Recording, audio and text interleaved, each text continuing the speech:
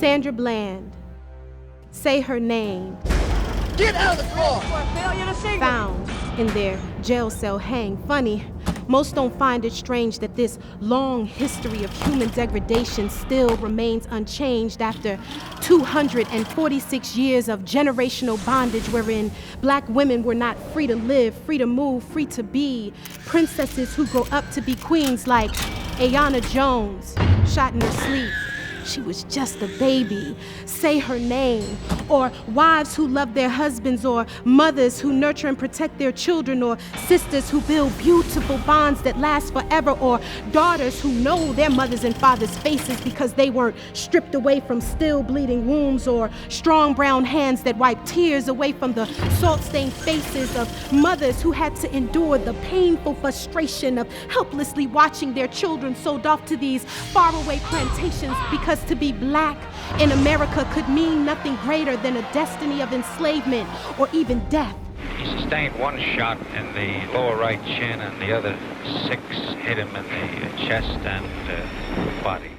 It's a brutal history that refuses to be laid to rest like Rakia Boyd, Say Her Name. See, the remnants of racism remain unchanged, yet whoever stops to feel what it must have really felt for young children to grow up never knowing their birthright, or biological kinships where love and familial bonds are so tight and interwoven, whoever stops to think about how we've been conditioned to objectify our struggle as if it is frozen in this fictitious epic in time that minimizes the sublime, beautiful black bodies that were stolen from a continent that was once golden, and she was golden.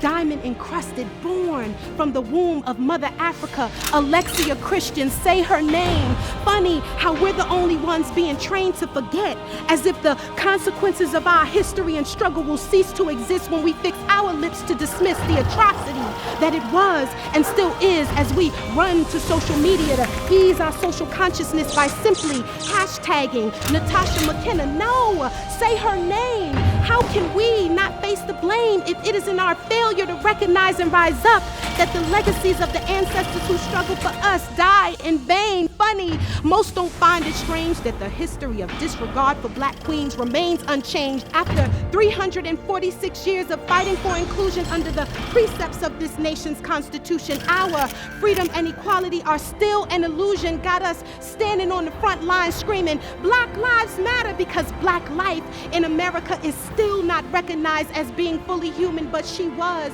fully human, and her life, cause, and death matter. Tanisha Anderson, say her name. After all, if the black man was only considered 3/5 a human, what must the black woman be? How loud do we have to scream to the world to set us free? Free to love, free to live, free to be. More than just pieces of armor or strong backbones propping up black men, or pieces of strange fruit hanging from the limbs of this nation's poplar tree. Funny, most don't find it strange that after 397 years of struggle, we are still being silenced as we try in vain to scream. Yet, with every queen falling, we are still left calling on God to give us the strength, guide us, and protect us when nobody else will, because we are still left hashtagging a history of lynchings with Marie Scott and Mary Turner endings in 2016. Still, we hashtag Joyce Cornell as the only way, hashtag Valkina Jones to remember, hashtag never forget, hashtag Eliza Bryant, hashtag Kendra Chapman to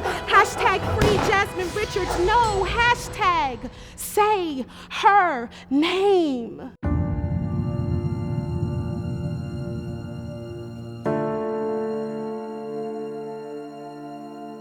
The purpose behind the piece Say Her Name is to first and foremost pay homage to the sisters and the queens who have lost their lives to what I consider and what I've classified as neo-lynching in America. Say Her Name, specifically the numbers of African American women who have been taken into custody by law enforcement and then come out under what most would consider suspicious circumstances, wherein their deaths are generally ruled suicides. Black women were not free to live, free to move, free to be.